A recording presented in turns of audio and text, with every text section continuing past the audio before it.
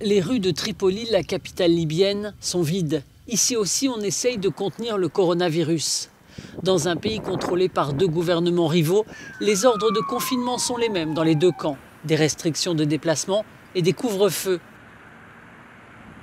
La seule chose que les autorités ne sont pas capables de stopper, ce sont les combats des milices. Vous avez entendu l'explosion juste là?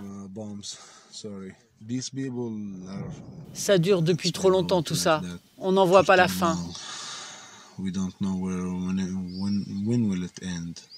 Beaucoup de gens ont peur de l'arrivée des troupes de Haftar et de ce qui va se passer quand ils vont rentrer dans Tripoli. La Libye est engluée dans une bataille sans fin depuis la chute de Kadhafi en 2011.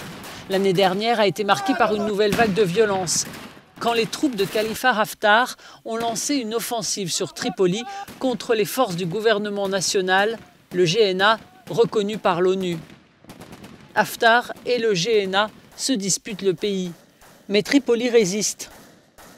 Malgré un appel à la fin des hostilités lancé par les Nations Unies, les armes ne se taisent pas. Il n'y a pas eu une diminution du conflit ces dernières semaines, au contraire, explique ce responsable du CICR. Il y a eu des conséquences. Les médecins et les infirmières qui soignent les patients du Covid-19 sont souvent appelés dans les hôpitaux pour soigner les blessés de guerre.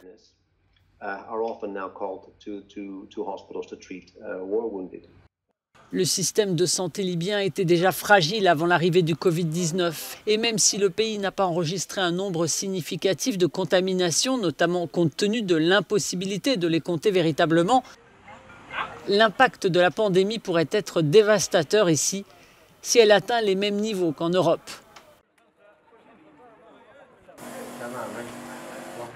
Pour l'instant, le Covid-19 est une menace invisible et les Libyens espèrent qu'elle le restera.